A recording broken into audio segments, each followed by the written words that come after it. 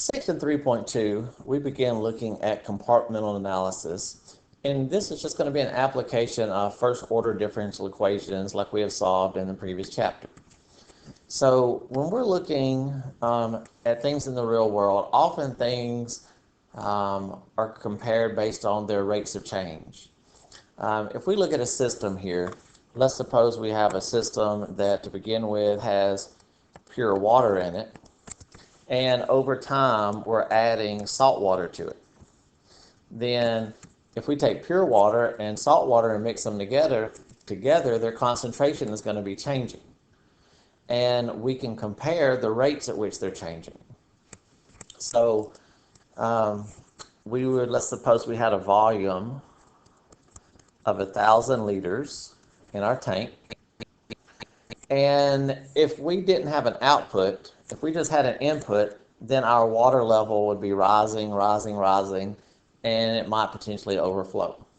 So often you'll have an output and an input. So let's suppose we have an output at a rate of 6 liters per minute, and let's input at the same rate.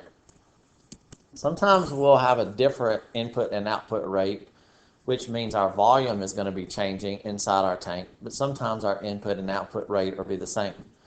So that's the flow rate, but that doesn't deal with the concentration. So let's suppose that our brine, our salt water mix, has 0.1 kilograms per liter in it. So the rate at which salt is coming in, if we multiply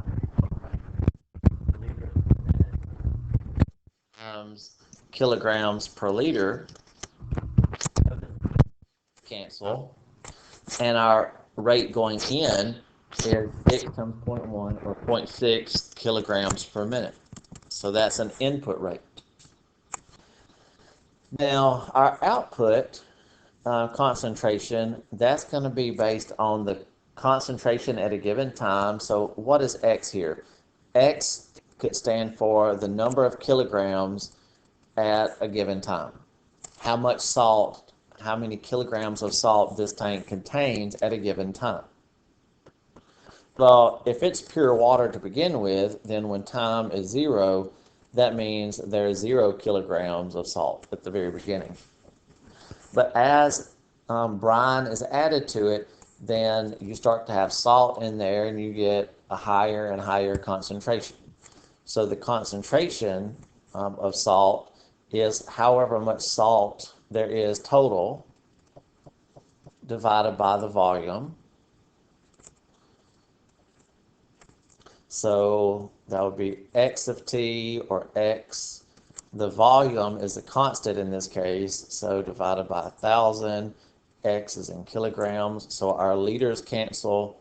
So the output rate is 6 over 1,000, or that's 6 thousandths, and that's times X kilograms per minute. So if let's see. Notice, and we didn't write it, but this is a function of t. I simplify it by just writing x, but x is a function of t. So if you tell me a given time, and if we were to know our function, you give me a time, I can tell you how many kilograms there are. That divided by 1,000 will be our concentration times our flow rate, and this will be the output rate for the salt. So that's going to be changing. The input rate, that's not changing. So our rate at which salt is changing in the tank, it's going to be our input rate minus our output rate.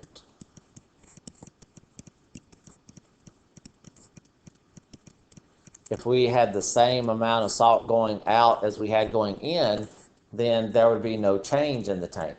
But if what's going out and what's going in are different, then the concentration in the tank is changing. So dx dt, that's the change in salt over per unit time. So we can write a differential equation out of this. dx dt equals the input rate. Inputted, we have 0.6 kilograms per minute, and the output rate is 0.006 times x kilograms per minute. This turns out to be just a linear differential equation. We can rearrange this. We could call this dx dt equals 0.006, plus 0.006x equals 0.6. This is our P of t. So we could get an integrating factor, e to the integral of P of t.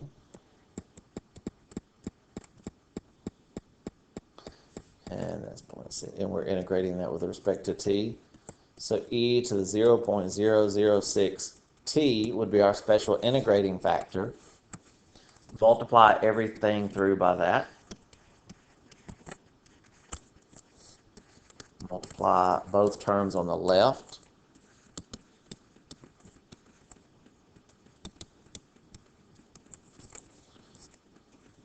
Multiply the term on the right. Oops, that's the power of e.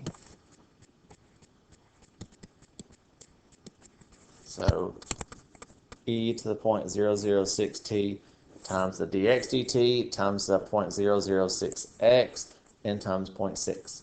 So the left side, that's just the derivative with respect to t of our integrating factor times x.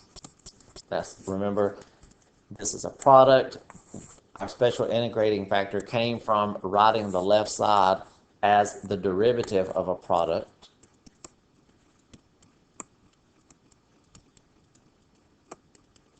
And remember how we handle that. We integrate both sides with respect to t.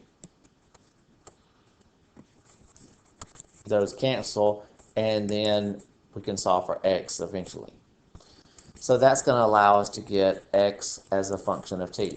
That'll tell us the amount of kilograms at time t. Now, if we're asked something about the concentration, let's call that C of t, is the amount of kilograms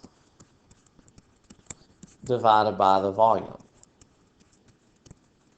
So mass per unit volume, that's going to be our concentration. So whatever we get for our function of x divided by our volume, and what did we call our volume? 1,000. That would be our concentration. Now, we're probably going to have to find, once we integrate this, we're going to have an arbitrary constant in there. You would have to use your initial value to find the value of that arbitrary constant so that we get our particular solution. And then we could solve from there. For time's sake, we're not going to go all through that. That's a Chapter 2 question. The biggest thing I wanted to do here is illustrate setting up the problem. Now let's look at what happens if we have a situation where our output rate and our input rate are not the same. So let's suppose we have a tank. Let's suppose we start with 1,000 liters. And let's suppose our outflow is 6 liters per minute, but our inflow is only 5 liters per minute. So if we have a larger volume going out than we have going in, then our water level is going to be going down. So when we get our concentration inside the tank, we can't just divide it by 1,000 every time, because at each individual time we're going to have a different volume. So how are we going to handle that? So we still have, let x be our mass at time t. Let's again use the situation where we're starting with pure water, and that means when time is 0, we have 0 kilograms of salt. Let's suppose we're adding a brine that's 2 kilograms or 0.2 kilograms per liter.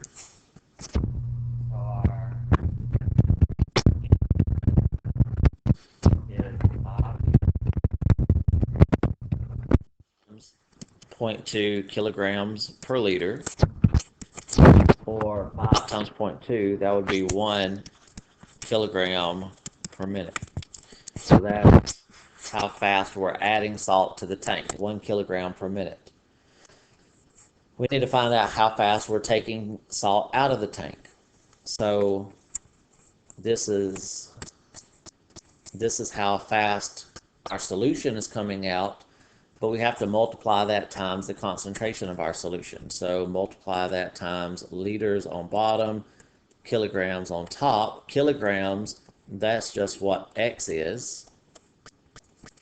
The question is, what is our volume? So every minute, we're losing 1 liter.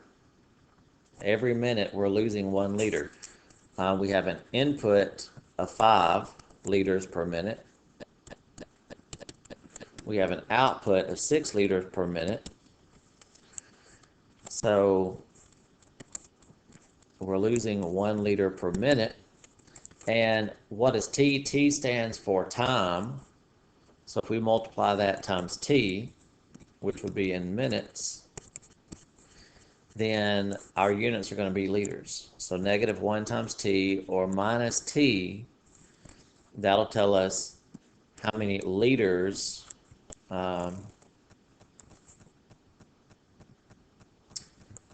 we have lost each minute. What is our starting amount? Our starting amount is 1,000. So at time 0, 1,000 minus 0, we've got 1,000 liters. After 10 minutes, 1,000 minus 10, we would have 990 liters. After 200 minutes, 1,000 minus 200, we would have 800 liters left. So this is a function to tell us our volume per unit time. Volume, not per unit time, our volume at a given time. And that the units of those are liters. So that's what we would put in for our volume here. Remember, this part is concentration. It's mass per volume. Mass is X over T. That's what we define X to be, is our mass at a given time. Our volume in this case is not a constant. It's changing. So the rate at which salt is changing is the input rate,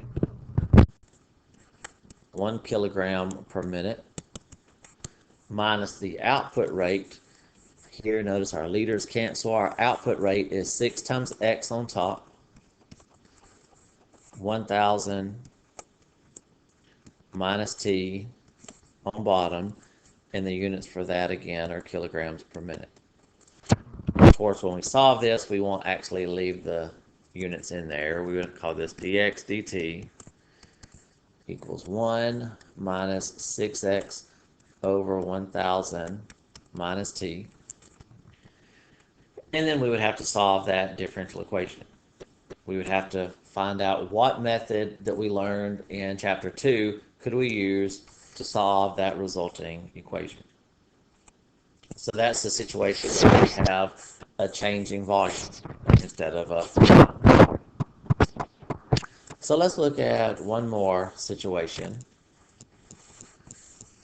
Let's suppose we have a room or some compartment, and let's say we have some gas. Let's say we have carbon monoxide.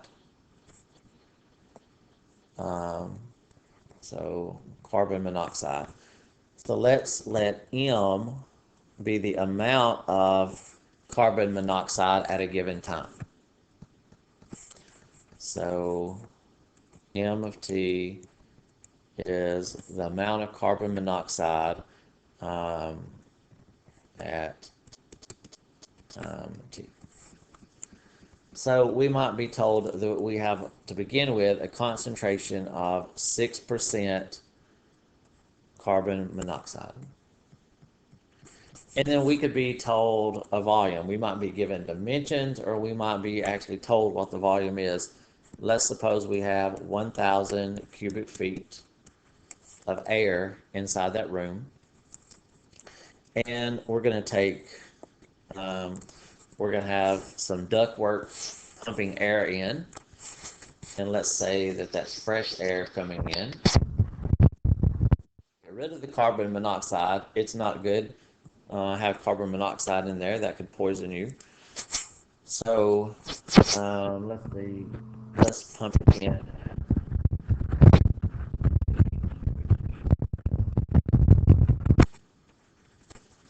And if it's fresh air, then it has zero. Depending on whether we want to do this as mass or volume or whatever, eventually we're thinking about percent. So let's just say we have 0 units of carbon monoxide per cubic feet. So whatever way we're going to measure or quantify our carbon monoxide, we have no carbon monoxide in per cubic feet in the air coming in. Carbon monoxide is 0 units per feet, 0 units per cubic feet, times the flow rate. So the concentration times the flow rate. So that means we have 0 units per minute. So 0 units per minute of carbon monoxide coming in. So that's the input rate. It's going to come in. We're hoping that it's going to get mixed together with what's in the room, and it's going to be pushing air out. And the air that's coming out is going to be a mixture of good air and bad air. So we're going to pull air out at the same rate. There's going to be some air return, air handler that pulls air out at the same rate. We're also blowing air into the room. So it's going out at 20 cubic feet per minute. So we're maintaining the same amount of air in the room. We're just changing what that air is made of. We started with air that had oxygen and carbon monoxide and, of course, other stuff all mixed in there. So 6%, that's what we started with.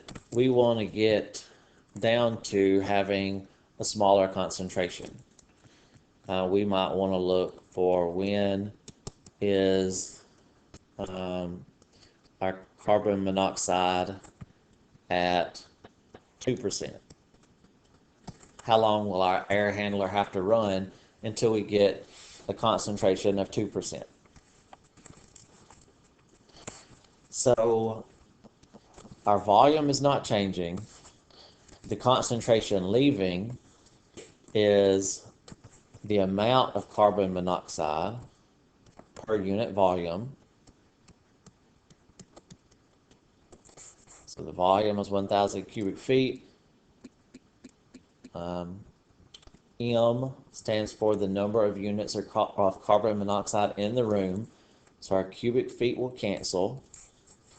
And we'll be left with 20 times M over 1,000. And that's in units per minute. So that's the output rate. That's how fast the carbon monoxide is leaving. So the rate at which the carbon monoxide in the room is changing is the input rate minus the output rate. So the rate at which it's changing is minus 20 over 1,000 times M. Let's see, 20 over 1,000. We could get that as a decimal. 0.020, so 20 thousandths times M. Here we could separate and integrate. So dm over m equals negative 0.020 dt. We can integrate both sides, so we get natural log of m equals negative 0.020 t plus c.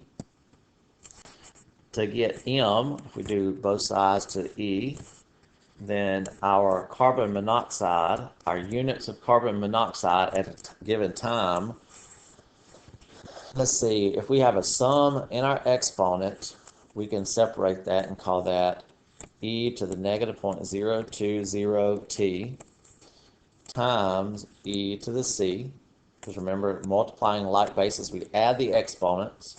Well, e to the c, if c is just a constant, then we can call that just big C, for that whole thing is a constant. So this is an equation that will tell us the units of carbon monoxide at time t. If we want to know the concentration of carbon monoxide at time t, I'm just going to use P for percent. Well, let's not use P for percent because it's actually technically going to be a decimal problem in the way we write it.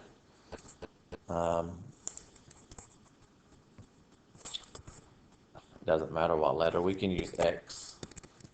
If X is the concentration of carbon monoxide, then X of T is the amount of carbon monoxide per unit volume. So that's C times e to the negative 0.020 t, and our volume in our room or our compartment is 1,000 cubic feet. Using initial values, then we could find out what C is in this equation. Once we get C, we could find out what time would it take, how long would the air system have to run until we get our concentration down to an acceptable level. So again, I'll leave the solving that for you. I didn't give all the initial values to solve that, but the point here was how to set it up.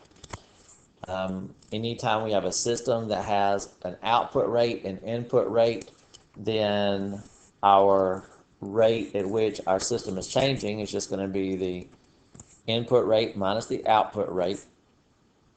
There are rates. A rate is a derivative, so we can use that to set up a differential equation, and hopefully it's something that we can solve. So here we solve for the amount of carbon monoxide at a time.